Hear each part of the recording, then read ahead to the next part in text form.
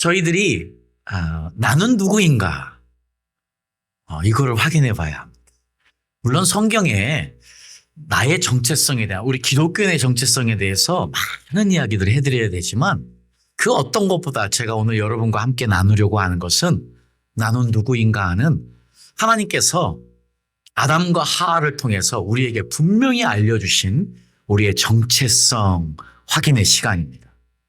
그러기 위해서 우리는 처음부터 하나님께서 아담과 하와를 만드셨을 때 도대체 어떤 의도를 가지고 어떤 계획을 가지고 우리 인간을 창조하셨을까? 그렇다면 아담과 하와를 향해서 하나님이 계획하셨던 그 계획은 여전히 우리를 위한 계획이고요. 그래서 우리가 먼저 질문을 해봐야 되는 것이 있는데요. 바로 그 첫 번째 질문은 이거예요. 지금 내가 누구인가 알기 위해서 우리는 어떤 질문을 먼저 던져야 되냐면 도대체 하나님께서 아담과 하와를 이 땅에 창조하셨을 때 아담과 하와는 영원히 사는 존재로 창조되었는가? 아니면 우리처럼 죽어야 하는 존재로 창조되었는가? 혹시 여러분들 생각해 보신 적 있으세요? 이 질문을 이제 주로 목회자들을 만나서 신학적으로 질문을 하면 많은 목회자분들은 이렇게 생각을 해요. 하나님께서 아담과 하와를 영원히 사는 존재로 창조하셨다. 그런데 아담과 하와의 불순종으로 인해서 이 영생을 놓치게 되었다. 이렇게 많이 답변들을 하세요. 사실은 그게 잘못된 답변은 아니지만 맞는 답도 아니에요. 그래서 저는 이제 창세기 1장 3장의 근거를 가지고 하나님께서 아담과 하와를 어떻게 만드셨을까 하는 것을 한번 그거를 드리려고 그래요.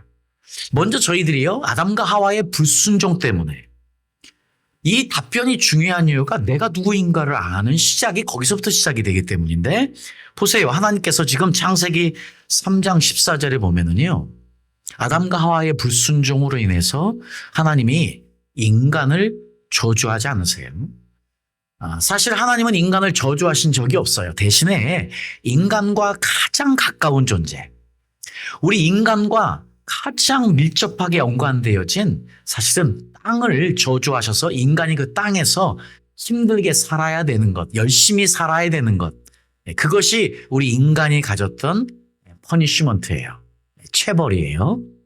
그런데 하나님이 실제로 아담과 하와의 불순종으로 해서 저주하신 존재가 있었는데 그게 뭐냐? 창세기 3장 14절에 보니까 뱀이었어요. 아담과 하와를 유혹한 뱀을 저주하셔서 이제 뱀은 기어다니는 땅으로 배로 땅을 기어다녀야 되는 존재가 된 것이지요.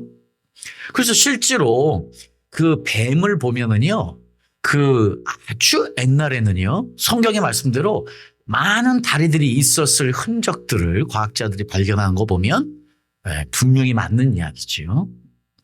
자, 그래서 이제 뱀이 저주를 받게 됩니다. 그런데 인간은 어떤 일을 이제 땅이 저주를 받음으로써 인간이 이 땅에서 어떤 걸 경험하게 되냐면 창세기 3장 19절에 보니까요. 네가 흙으로 돌아갈 때까지 얼굴에 땀을 흘려야 먹을 것을 먹으리니. 자, 그렇습니다. 우리 기독교인들은 분명히 알아야 돼요. 뭘 알아야 되느냐? 이 땅에서 열심히 땀을 흘려서 살아요. 절대로 기독교인들은 게을러지면 안 돼요. 도리에 이 땅을 사는 자는 아버지의 뜻대로 사는 사람이 아니에요. 열심히 사셔야 돼요. 자, 여러분들 한 사람 한 사람 기도할 때마다 우리 부성선 집사님도 아침에 새벽에 일어나셔서 열심히 사시는데, 저 정말 마음에 진심으로 여러분들을 축복하면서 열심히 사는 여러분의 인생에 하나님의 인도하심, 축복하심이 넘치도록 기도합니다. 다들 열심히 사셔서. 그래서 이제 첫 번째예요. 인간이 이제는 이 땅에 우리가 살 때 땀을 흘려야 되기 때문에 우리 열심히 살아내야 합니다. 그리고 또 한 가지 하나님이 분명히 말씀하신 게 무엇이냐? 네가 흙으로 왔으니 흙으로 돌아올 것이다. 자, 지금 이 말씀 때문에요. 아까 말씀드린 대로 많은 사람은 인간이 영원히 사는 존재가 되었는데 인간의 불순종으로 이제 죽게 되었구나 하고 해석을 합니다. 네. 물론 그것이 틀린 해석은 아니에요. 그러나 인간이 흙으로 돌아가는 이것, 네. 이것에 대해서요, 어떻게 하나님께서 말씀하셨냐면 창세기 2장 17절에 보면은요, 이 말씀 우리가 읽어보죠. 창세기 2장 17절. 한번 읽어볼게요. 자, 시작. 선악을 알게 하는 나무의 열매는 먹지 말라. 내가 먹는 날에는 반드시 죽으리라. 자, 여기에서 저는 굉장히 중요한 한 가지 단서를 얻어요. 어떤 거냐면, 야, 아담 하와야, 너희가 만약에 선악과를 따먹으면 너는 반드시 죽어야 돼 하는 의미를 저는 이렇게 해석이 돼요. 야, 너는 죽어야 되는 존재인데 아직은 영생의 길이 열려 있어. 그래서 내가 너에게 생명나무를 따먹을 수 있는 길을 열어놓은 것이야. 나는 너에게 절대로 생명나무에 접근도 하지만 한 적이 없어. 나는 오직 선악과만 따먹지 말라고 이야기했어. 그러니 네가 만약 내 말에 불순종해서 선악과를 따먹으면 원래 죽어야 되는 너의 죽음이 완전히 이루어지게 되는 것이야. 영생에 대한 길은 이제 막히게 되는 거야. 저는 이렇게 해석이 됩니다. 만약에 인간이 영원히 사는 존재로 이미 창조가 되어졌다면 하나님께서 굳이 생명나무를 또 만들어서 인간에게 생명나무와 선악과 둘 중에 하나를 선택하게 하실 아무런 이유가 없는 거예요. 이거는 우리에게 너무 중요한 영적인 의미예요. 왜냐하면 매일매일 우리는 어떻게 살아가는 줄 아세요? 선택하며 삽니다. 매일매일 우리는 어떤 선택을 해야 되느냐? 선악과냐, 생명나무냐. 이게 매일의 우리의 연습이에요. 그러니까 여전히 아담과 하와만이 경험했던 선택의 문제가 아니고 여전히 우리에게 주어진 선택의 문제예요. 근데 선악과가 어땠다고요? 먹음직스러웠대요. 보암직했대요. 탐스러웠대요. 여러분, 선악과는 너무 보고 싶고 만지고 싶고 무엇보다도 갖고 싶고, 이 세상은 우리를 그렇게 유혹해.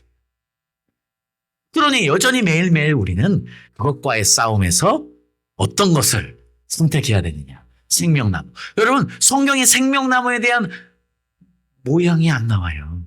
생명나무가 어떻게 생겼는지 기록하지 않아요. 그런데 저는 알 수 있을 것 같아요. 생명나무는 볼품도 없어. 생명나무는 거들떠보고 싶지도 않아. 분명히 생명나무에 대한 아무 기록이 없는 것, 선악과의 모양만 이야기하고 있는 것은 생명나무는 그 반대이기 때문인 것이지요. 전혀 가까이 하기엔 너무 먼 당신 같은 볼품없는 존재였을 수도 있는 것이지요. 사실 그것이 구원의 길이에요. 우리가 이미 진리를 아니까 와서 예배하며 생명의 길을 가고 있지만 세상 사람들에게는, 예수님을 모르는 사람에게는, 이 구원의 길, 생명의 길을 모르는 사람에게는 우리는 정말로 볼품없고 별 볼 일 없는 생명나무를 쫓는 어리석은 존재로밖에 보이지 않아요, 사실은. 자, 그래서 사탄이 아담과 하와를 유혹할 때요, 그 밑에 창세기 3장 3절 말씀 밑에 있는 그 말씀 보면 지금 뱀이 아담과 하와에게 이렇게 이야기하며 유혹해요. 하나님 말씀에 너희는 먹지도 말고 만지지도 말라, 너희가 죽을까 하노라.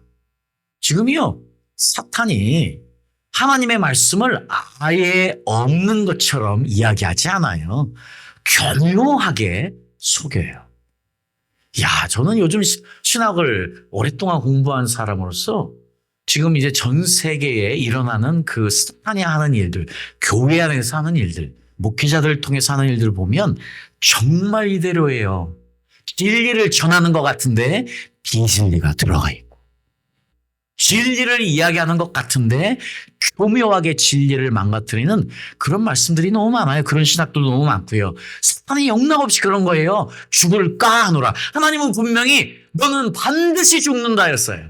너는 반드시 죽는다. 너는 반드시 죽는다였는데 죽을까 하노라. 이렇게 살짝의 의심을 집어넣어서 뭘 한 거예요? 속된 말로 요즘 이야기하는 물타기 한 거예요, 물타기. 네.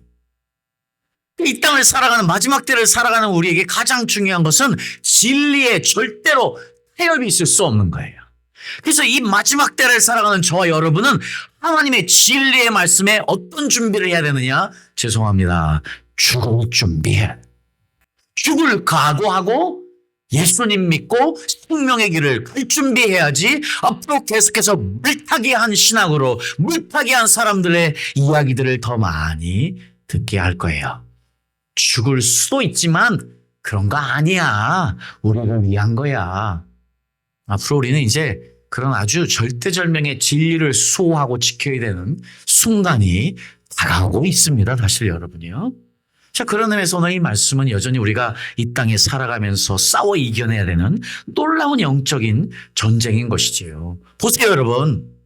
만약에 인간이 처음부터요, 영원히 사는 존재로 만들어졌다면 생명나무를 굳이 둘 필요가 없었어요. 아무 의미가 없는 거예요. 이미 영원히 살 수 있는 존재인데. 그렇지 않기 때문에 하나님은 아담과 하와를 창조해 놓고요. 무엇을 기다린 거예요? 아담과 하와가 자발적으로 하나님을 선택하기를 원하신 거예요. 인간의 자유의지는 하나님은 우리를 너무 사랑하세요. 하나님은 여전히 여러분들을 너무 사랑하세요. 하나님은 여러분 한 사람 한 사람을 너무 사랑하시기 때문에 여러분을 절대로 강제적으로 이끌어가지 않으세요. 또 기다리시고 기다리시는 하나님의 인내, 그게 사랑이에요. 그렇기 때문에 매일매일 우리를 짝사랑하시는 분이 그분이에요. 하나님은 우리를 짝사랑하셔서 죄송하지만 이놈이 언제 나한테 오나? 언제 나를 더 사랑해 주나? 하고 짝사랑하는 사람처럼 짝사랑 해보셨어요? 짝사랑 해보셨죠, 다들? 우리 다 첫사랑들 있잖아요. 제 아내가 제 첫사랑 아니에요. 제 첫사랑 있었어요. 제가 고등학교 때 그 성남고등학교, 서울의 대방동의 성남고등학교를 다녔는데, 제가 아침에 매일 다닐 때마다 매일 마주치는 얼굴이 하얗고 마른 아주 예쁘게 생긴 여자아이가 있었어요. 어느 학교는 잘 모르겠지만 3년 동안 맨날 만났어요. 이렇게 다니면 거의 같은 시간에 나와서.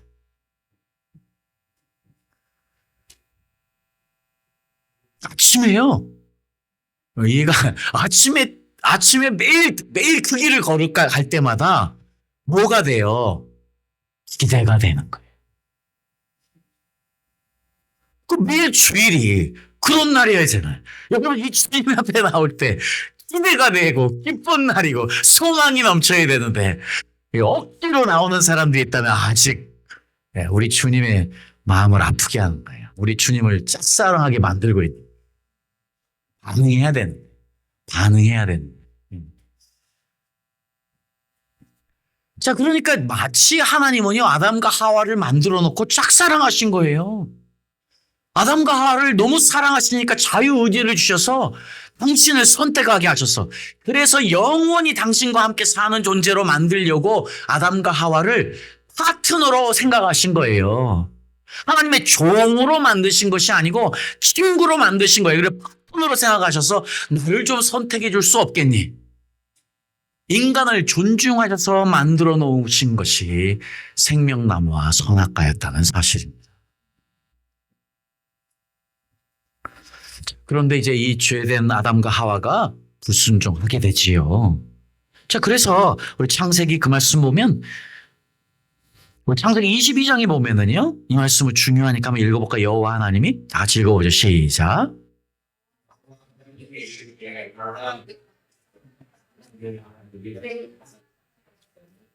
아니,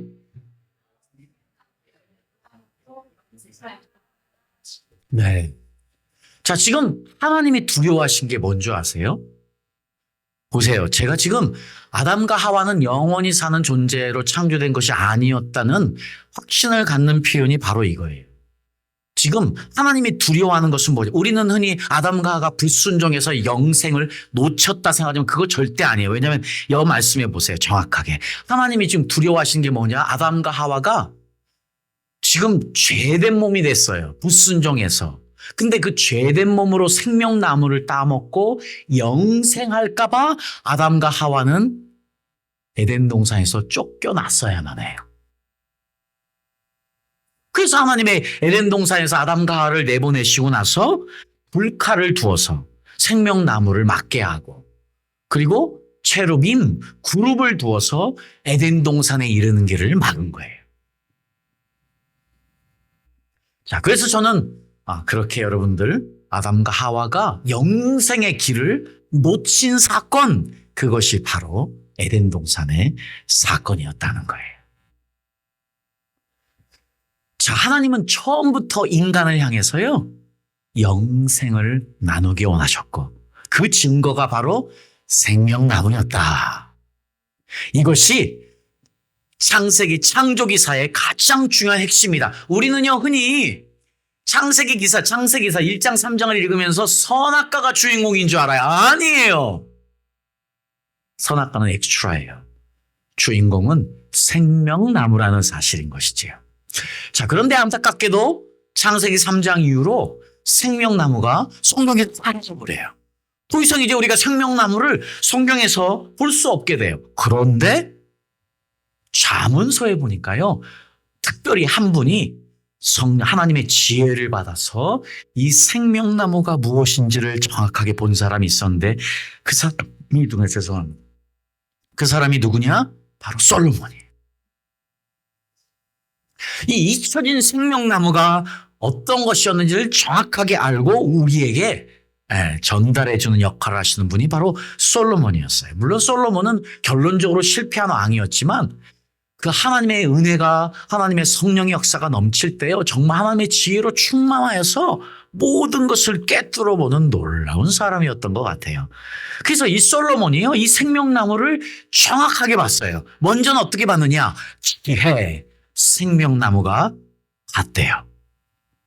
그래서요, 우리 말씀해 보면 잠언서 3장 18절입니다. 읽어보죠. 시작.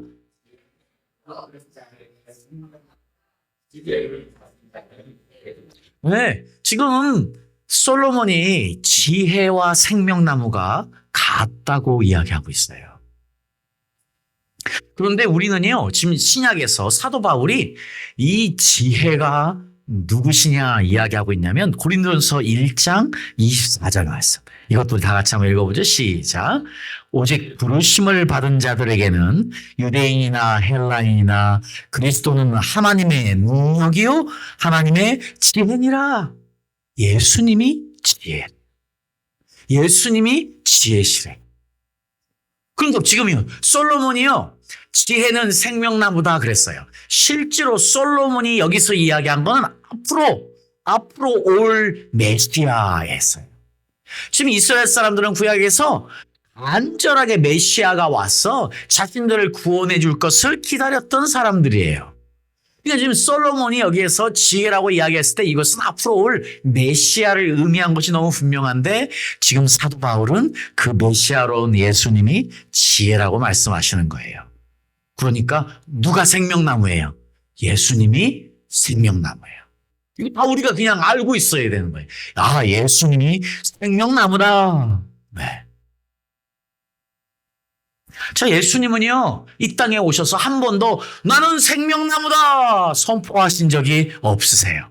그런데 성경에 보니까 예수님의 모든 선포는 나는 생명나무라고 선포하신 것과 똑같은데, 여러 말씀들이 있지만 그중에서 그냥 두 가지만 우리가 한번 볼게요. 먼저 요한복음 3장 16절 말씀. 우리가 너무 잘 아는 말씀인데 이 말씀 다시 한번 크게 선포하겠습니다. 시작. 하나님이 세상을 이처럼 사랑하사 독생자를 주셨으니 이는 그를 믿는 자마다 멸망치 않고 영생을 얻게 하려 하심이라. 예수님이 이 땅에 오신 것은 영생을 주시겠대요. 자, 그래서요, 이 동방정교회, 우리 지금 koptic church, 이게 이집트에 가면 애굽이라고 그랬죠. 우리는 성교 구약에서. 그 이집트 교회들이 동방교회, koptic church예요. 그 교회, 거기에서는 가장 굉장히 중요한 신학이 하나 있는데 어떤 거냐면, 예수님이 십자가에 죽으셨을 때 하나님께서 아까 말씀드린 생명나무를 막고 있던 불칼을 제거하셨대요. 그게 뭐 신학도 아니에요. 있는 성경의 말씀 그대로예요.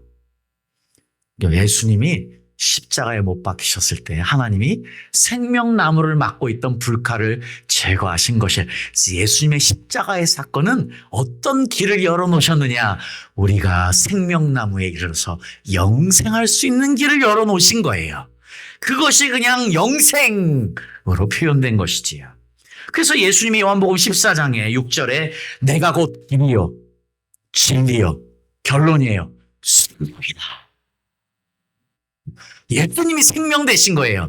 예수님이 생명나무에 이르는 길 실제적이에요. 왜냐하면 우리 천국에 가면 생명나무를 보게 될 것이에요. 네. 그런데 실제로 예수님이 생명나무로 생명 자체로 오신 것이에요. 그러니까 난 생명이다. 로 그냥 예수님이 한마디로 결론 지으신 것이지요. 자, 그러니까 이제 예수님이 생명나무다 하는 것 우리가 첫 번째로 알면 너무 좋겠어요. 자, 그러면 솔로몬이요 이 한 가지로만 끝난 게 아니에요. 솔로몬은 이천인 생명나무가 또 누구냐? 우리래요. 우리가 생명나무래요. 그래서 솔로몬이 잠언서에 보니까 이 생명나무를 사람화, 의인화 시켜서 표현하고 있어요. 자, 그래서 우리가 먼저요 잠언서 11장 30절 말씀 볼게요. 이거 우리에게 너무 중요한 말씀이니까 큰 목소리 한번 읽어보죠. 입 크게 벌려서. 자, 우리 다 큰 목소리 한번 읽어보겠습니다. 시작.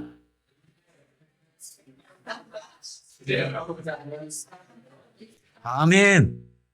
갑자기요 지금 솔로몬이요 지혜가 생명나무다, 메시아가 생명나무다 선포가 나서 바로 의인의 열매는 생명나무래요. 야, 그러니까 이제 여기서 우리는 단어 하나하나가 의미하는 걸 좀 생각해 보면 알 수 있어요. 우리가 예수님 믿었어요. 구원받았다는 건 사도 바울의 표현대로 하면 우리가 어떻게 됐다고요? 의롭게 됐다고요. 여러분은 다 의롭게 된 구원받은 죄인들이에요. 그러니까 우리가 뭘 잘나서, 우리가 잘해서, 우리가 의로워서, 우리가 죄가 없어서가 아니고 하나님이 우리를 그렇게 여겨주시는 거예요.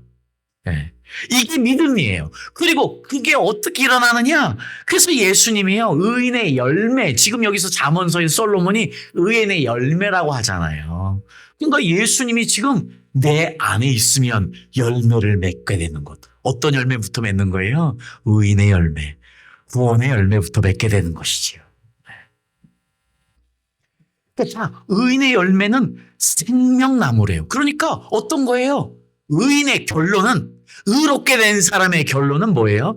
생명나무다, 생명이다, 영생이다. 똑같은 이야기예요. 그런데 여기서 우리가 꼭 잊지 않아야 될 표현이 있어요. 지혜로운 자는 사람을 얻느니라. 자, 우리가 이제 구원받았습니다. 그래서 우리 안에 예수님의 생명이 인해서 우리도 생명나무가 된 거예요. 제 이야기가 아니고 솔로몬의 이야기예요. 우리도 생명나무가 된 거예요. 그런데 생명나무는 거기에서 그치지 않아요. 야, 정말로 지혜로운 의인들은, 정말로 지혜로운 구원받은 의인들은 무엇을 하느냐? 사랑을 얻는데요. winning souls, 영혼들을 구원한대요. 전도한대요. 네. 그러니 구원받은 우리 모두들은 어찌하든지 이 모양 저 모양으로 영혼을 구원하기 위해서, 복음을 전하기 위해서, 주님을 모르는 자들을 하나님 앞에 이끌어가서 어찌하든지 함께 구원받을 수 있도록, 이게 가장 복된 사람이래요. 자, 그러니 우리가 어찌하든지 영혼을 구원하는 일에 힘써야 되겠습니다. 여러분, 한 사람, 그러니까 그런 의미에서 우리는 걸어다니는 생명나무가 되는 거예요. 왜냐하면 내가 생명을 전하는 사람이니까. 내 안에 있는 생명은 나야만 되는 거예요. 그게 지금 잠언서에서 솔로몬이 정확하게 이야기하고 있습니다. 그래서요, 우리 로마서에 보니까 로마서 3장 22절에 예수 그리스도를 믿음으로 말미암아 모든 믿는 자에게 미치는 하나님의 의라고 표현이 되어 있어요. 그 정말 믿음으로 구원받는 거예요. 믿음으로 의롭게 되는 거예요. 그러니 얼마나 은혜예요. 없는 은혜지요. 내가 잘나서, 내가 똑똑해서, 내가 의로워서, 내가 도덕적이어서 받는 것이 아니고 오직 우리는 단순하게 정말 단무지 신앙으로 단순하게 무식하게 지속적으로 그분을 믿기만 하면 그분을 찾기만 하면 그분이 우리를 의롭게 하시는 것, 이것을 사도 바울이 정확하게 이야기하고 있습니다. 자, 오늘도 다음 주도 저희들이 준비해 놓은 우리 전도 티슈를 가지고 나갈 때마다 여러분들 오늘 제가 여러분과 나눈 말씀처럼 하나님 나를 걸어다니는 생명나무 되게 해주세요. 생명 전달자 되게 해주세요. 기도하시면서 여러분들이 나눌 때마다, 전도 유지를 나눌 때마다 분명히 누군가는 그것을 받고 생명을 경험하는, 은혜를 경험하는 역사가 있을 줄 믿습니다. 여러분, 우리가 당장 눈에 보이지 않아도 우리의 할 일은 뭐예요? 주는 거예요. 나누는 거예요. 열매를 맺게 하시는 이는 누구요? 예수님. 하신다. 그렇습니다. 자, 그럼 이제 두 번째로요. 잠언서 13장 12절에 보니까 이제 우리가 또 무엇을 가져야 생명나무가 되는지 이야기하고 있습니다. 다 같이 한번 읽어보죠. 시작.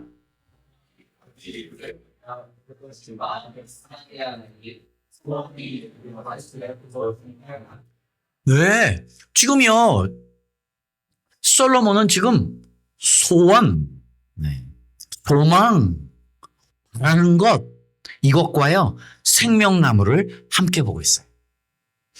오늘 저는 이제 왜 내가 오늘 이 말씀을 전하게 됐을까 했는데, 아까 우리 은선 자매가 잠깐 말씀을 읽으면서 소망이라는 단어를 이야기했어요. 지금 우리에게는 소망이 너무 중요해요. 저희들이 이제 매일 주일마다 모일 때마다 소망을 항상 나누는 이유. 왜냐? 여러분, 우리가 예수님 믿고 의롭게 되면, 예수님 믿고 생명나무가 되면 우리 안에 무엇이 넘치느냐? 소망이 넘치게 됩니다. 그럼 도대체 어떤 소망이냐?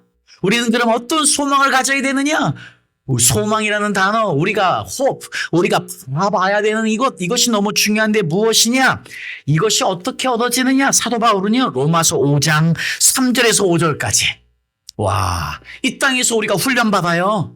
이 땅에서 우리가 살아가면서 훈련받고 살아가는데 결론이 무엇이냐? 소망이에요. 그 소망이 얼마나 중요한 거예요. 그러니까 우리 3절부터 5절까지 이것도 다시 한번 다 같이 읽어보죠. 자, 시작. 다만 이뿐 아니라 우리가 환난 중에도 즐거워하나니 이는 환난은 인내는 연단은 소망을 이루는 줄 알미로다. 소망이 부끄럽게 아니함은 우리에게 주신 성령으로 말미암아 하나님의 사랑이 우리 마음에 부은 바 됨이니. 아멘. 우리가 이 땅에서요, 안타깝게도 죄송하지만 우리는 어려움을 당할 수밖에 없어요. 왜냐하면 어려움이 우리에게 필요한 이유가 결국 그것을 통해서 하나님은 우리를 뭐로 이끌어요? 인내하는 자로, 그 다음에 연단을 받는 자로. 근데 여기서 연단은요, 어려움이 아니에요. 정확하게 하면 인격이에요. 캐릭터. 인격이 그분 안에서 다듬어지는 거예요. 고통 가운데 오는 거예요. 고통 가운데서, 어려움 가운데서 우리에게 인내가 주어지고 우리의 인격이 주어지고 그리고 소망이 주어지는 것까지. 그 소망이 얼마나 중요한 거예요, 우리에게요. 그러니 솔로몬이 소망이 생명나무라 하는 이야기가 얼마나 중요한 하나님의 계기에 우리를 향한. 소망은요, 그냥 막연하게 기다리는 게 아니고요. 그래서 개념이 아니라는 거예요. 소망은 개념이 아니고 어떤 것이냐? 경험되어지는 실제예요. 진짜 내 안에 성령이 역사하시면 이 소망이 생겨요. 주님 오시는 날이 기다려지고 주님과 함께하는 시간이 기다려지고 주님께 예배하는 시간이 기다려지고 주님께 기도하는 시간이 기다려지고 주님을 찬양하는 시간이 기다려지고 이게 소망으로 가득 찬 사람이 매일매일 경험하는 실제예요. 그래서 성경은 마지막 때에 깨어있어라. 어떻게 우리가 깨어있느냐? 깨어있으면 주님 오심이 기다려지니까. 근데 이 세상에 깨어 있어요. 이 세상 것에 깨어 있어요. 그렇게 되면 이 소망이 생겨나질 않아요. 주님을 향한 마음이 생겨나질 않아요. 제가 그 남방항공을 탔었는데, 남방항공 광고하는 건 아닙니다. 여기서 광저우까지 가는데요. 아니, 밥 먹고 아이스크림, 맛있는 아이스크림 이름을 모르겠네요. 파란 건데, 그거를 다 한국 아이스크림을 주는 거예요. 근데 말씀드렸잖아요. 제가 이코노미석에 맨 앞자리에 앉았다고. 그러니 제가 제일 먼저 받았어요. 그러니까 이 뭐 냉장 어떻게 되는지 모르겠는데 아이스크림을 다 나눠주더라고요. 그래서 할렐루야 아이스크림 주네. 그리고 막 그냥 제가 밥도 제일 먼저 먹었으니까 주자마자 딱 뜯어가지고 입에 딱 넣었어요. 어떤 일이 일어났을까요? 아니, 입술이 붙어버렸어. 이게 드라이 아이스 돼가지고 나와가지고요. 내 입술이 붙어버렸어요.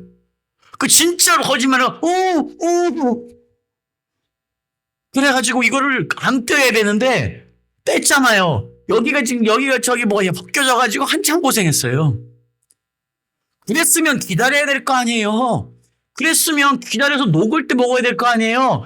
또 물었어요. 그랬더니 이번에 혓바닥에 붙었어요. 여러분, 이 세상은 우리에게 그런 존재예요. 모르면 다친다. 그래서 이 끊임없는 싸움을 하면서 우리가 물지 않을까? 그리고 이 세상에 살아야 되는데 어떻게? 이 세상에 있지만 세상을 다스리고 세상을 위해 사는 사람이 되느냐? 세상의 사람이 아니고 어떻게 될 수 있느냐? 자, 저는 이번에 그 아이스크림을 먹으면서 또 경험하게 됩니다. 네. 없어. 물면 다쳐요. 그러니, 자, 이때 이 세상에 소망을 두는 순간 다치게 되지요. 우리 영이 상하게 되지요. 그렇습니다. 그래서 두 번째 솔로몬은 우리에게 소망을 가진 자가 생명나무다. 그러니요, 이 이야기는 우리에게 상당히 심각한 거예요. 세상을 바라보고 세상 물고 있으면 다쳐요. 다치는 걸로 끝나지 않아요. 생명나무가 없게 돼요. 생명을 놓치게 돼요. 그 이야기. 이렇게 강력한 메시지예요. 소망이 생명이래요. 이게 두 번째. 그러니까 우리는 소망으로 채워져서 그냥 걸어다니는 생명나무가 돼야 되는 것인데, 제가 여러 번 여러분들에게 산소망 말씀드렸어요. 베드로전서 1장 3절에 보니까요, 산소망 이야기를 합니다. 네. 이게 보이시나요? 안 나왔어요? 빨리 옮겨주세요. 네. 베드로전서 1장 3절에 보니까요, 네. 자, 우리가 한번 읽어보죠. 네, 이 소망이 개념이 아니고 실제라는 이야기를 사도 베드로가 이렇게 이야기합니다. 자, 읽어보죠. 시작. 찬송하리로다. 우리 주 예수 그리스도의 아버지 하나님이 그 많으신 긍휼대로 예수 그리스도의 죽은 자 가운데서 부활하심으로 말미암아 우리를 거듭나게 하사 산 소망이 있게 하시며, 그 우리가 이 땅에 살아가는 이 세상에서 산 소망이 돼야 되는 것이거든요. 소망이 살아있어야 우리가 걸어다니는 생명나무가 되니까요. 그래서 열심히 여러분 성경 읽으시고 기도하시면서 매일매일 소망이 살아있어서 여러분 우리 모두 생명나무 되어야 될 줄 없습니다.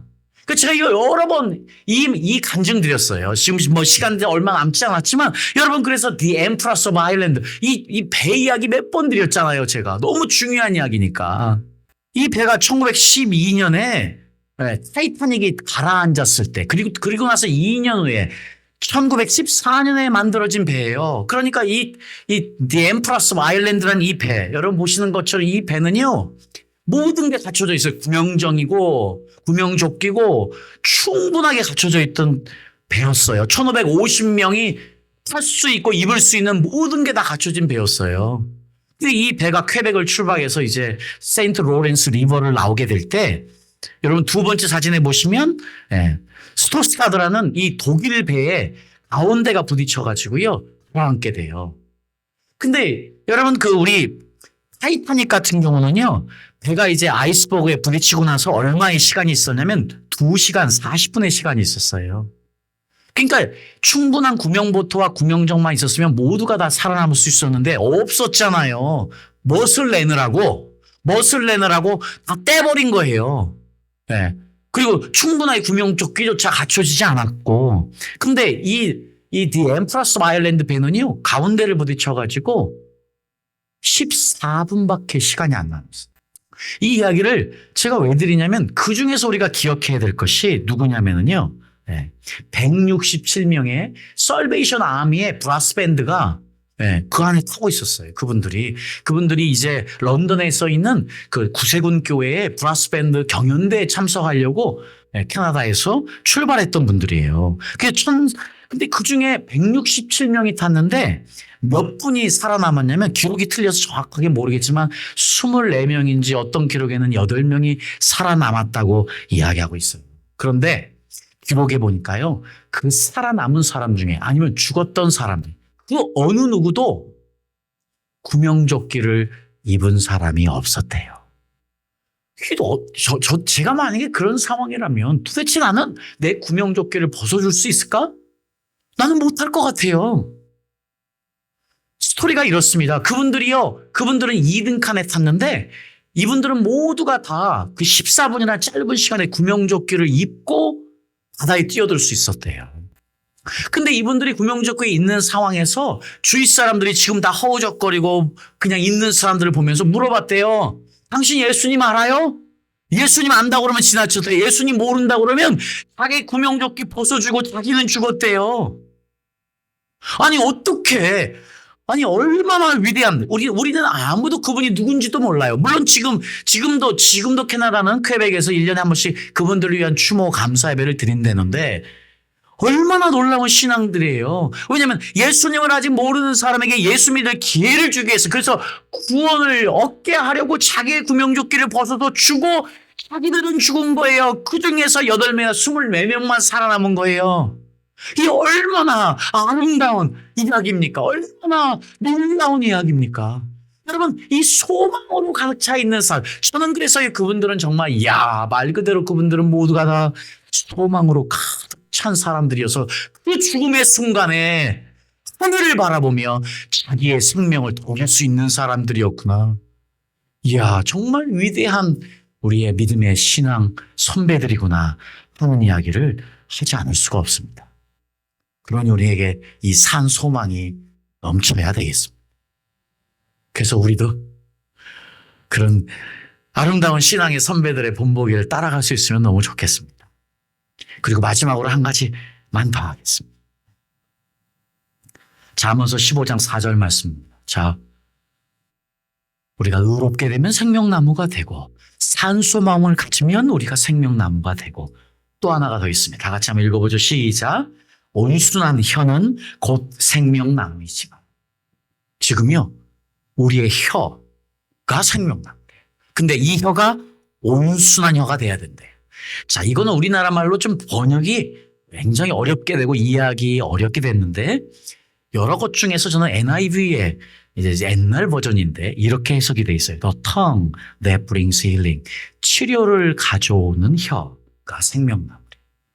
결국은요 성경에서 이야기하는 혀는요 2가지가 나와요. 우리는 아무 생각 없이 말을 내뱉지만 성경은 너무 분명하게 이 혀에서는요 생명 아니면 죽음이 나와요. 여러분은 지금 어떤 언어를 흘려보내고 있습니까? 여러분이 말을 내뱉을 때마다 여러분의 언어는 생명으로 가고 있습니까? 아니면 여러분의 언어는 죽음을 전달하고 있습니까? 사람을 죽이고 힘들게 하는 겁니까? 그래서요 연이어서 잠언서 15장 4절에 패역한 혀는 마음을 상하게 한다고 이야기해요. 그러니까 우리가 생명나무가 되면 너무나 당연한 거예요. 내가 입을 벌릴 때마다 뭐가 나가요? 사람을 치료하고 사람을 살리는 말이 나가고 그렇지 않으면 내가 입을 벌릴 때마다 사람을 무너뜨리는 것, 사람을 짓밟는 언어가 나오게 된다는 것이에요. 도대체 나는 어떤 혀로 이 땅을 살아가고 있습니까? 이게 성경이 이야기하는 혀의 권세예요. 근데 지금 잠언서에 지금 솔로몬이 너무 분명하게 야 의인들아 구원받은 자들아 소망을 가지고 사는 자들아 그렇다면 너희가 입을 벌 때마다 넌 생명나무니 사람을 살리는 역사가 있어 하느냐. 지금 이 이야기를 결론적으로 솔로몬이 이야기하고 있습니다. 예수님이 생명나무입니다. 그리고 그 예수님 가지고 있는, 예수님 모시고 있는 사람, 예수님 안에 있는 사람, 그 사람은 걸어다니는 생명나무가 된다는 이야기. 자, 오늘 우리는 너무 놀라운 우리의 정체성을 발견하게 됩니다. 그러면 우리가 어떻게 실제로 매일매일 생명나무로 살 수 있느냐? 여러분이 말씀에 준비되지 않았지만 로마서 8장 2절에 보면 성령을 생명의 영이래요. 생명의 성령이래요. 요한복음 6장 63절에는 예수님이요. 살리는 것은 영이니 The Spirit gives life. 성령은 생명을 주는 분이다 하고 예수님이 직접 이야기하고 있어요. 그러니 우리가 매일매일 성령 안에 살며 성령 충만하게 살면 내가 무엇이 된다? 나는 걸어다니는 생명나무가 된다. 구원받은 자, 산소망 받은 자, 산소망이 있는 자, 생명의 언어를 가진 자, 이 사람들이 생명나무라는 거예요. 그리고 여전히 우리는 생명나무가 되어서 생명을 전달하는 생명 전달자가 돼야만 될 줄 믿습니다. 생명나무가 결론입니다. 여러분, 그래서 성경은요, 생명나무로 시작합니다. 우리가 읽는 창세기는 생명나무를 주인공으로 내세워서 온 인류의 역사가 시작이 됩니다. 그리고요, 성경의 마지막 요한계시록 2장부터 시작해서요. 요한계시록 2장 말씀에 또 요한계시록 22장 말씀에 계속해서요. 네 번이나 계속해서 생명나무가 언급되면서 마치게 됩니다. 그래서 성경은요, 생명나무로 시작해서 생명나무로 결론되어지는 것처럼 하나님은 우리 인간을 만드시고 영생을 주시기 위한 그분의 뜻을 예수 그리스도 통해서 확인시키시고 열어놓으신 것. 이것이 하나님의 사랑이고 하나님의 은혜이고 예수님의 사역이었던 것이지요. 그러니 이 생명, 현재에 누리며 살아가는 저와 여러분 되어서 우리 함께 저 천국에 올라가서 생명나무 열매에서 함께 만날 수 있기를, 그 생명을 영원히 누리는 저와 여러분 될 수 있기를 예수님의 이름으로 축복합니다.